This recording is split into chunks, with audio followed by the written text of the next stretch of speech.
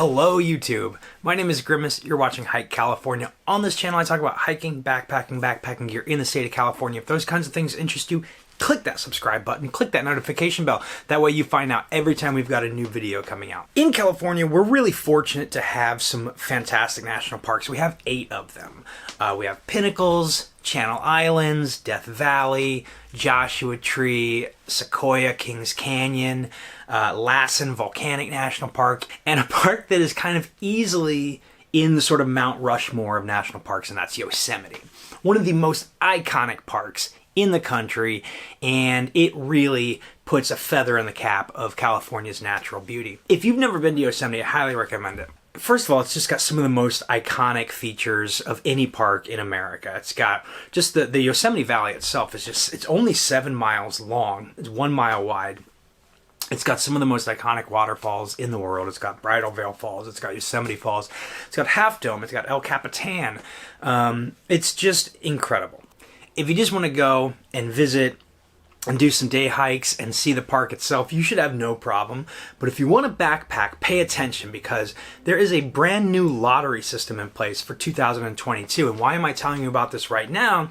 It's because it starts this Sunday, November 14th, 2021.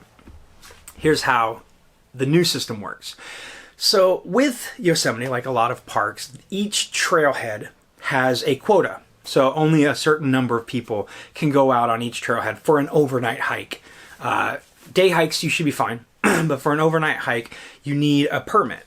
And each trailhead has a finite number of permits, and that's determined by the Park Service. I don't know how they figure it out, but they do. And you can find listings of how many they allow. But 60% of those permits are reservable. And then the other 40% are for walk-ups, which we'll talk about in a minute. What we're focused on right now is those reservable permits. So let's say a trailhead has a quota of 10, just to make the math easy. So 6 of those permits are reservable. Now, here's what's new. 24 weeks ahead of that permit, of the day that you enter into Yosemite, your first night in the backcountry, 24 weeks ahead of it, there is now a lottery. So if you want to go out on a trailhead 24 weeks in advance, you can submit to this lottery. Their week starts Saturday and ends Friday, and then the lotteries are on Sundays. So they say that you might get word as soon as Monday, but the lotteries theoretically are Sunday, Monday, Tuesday, and then you find out Wednesday whether or not you got a permit.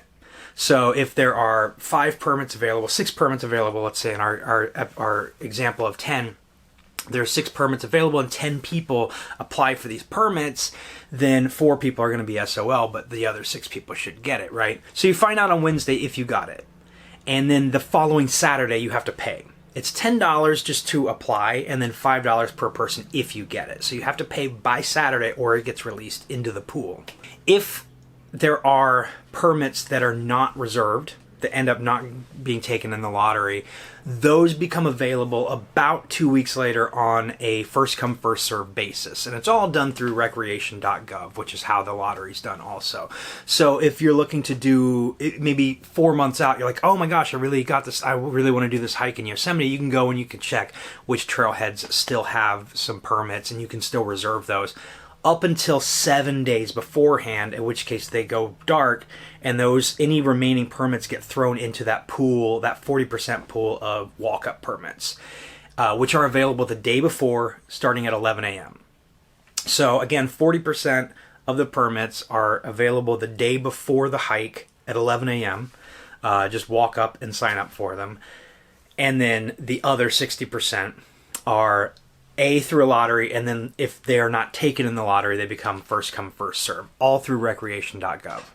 Now, when you apply, like I mentioned, there's a $10 fee, but you can put up to 8 itineraries on there. So you don't have to just like hope that you get the permit for that week or else you're SOL. You can put up to 8 itineraries on there for one cost, for that $10 cost. And that should cover you. So hopefully you'll get one of the 8. Otherwise, man, what bad luck.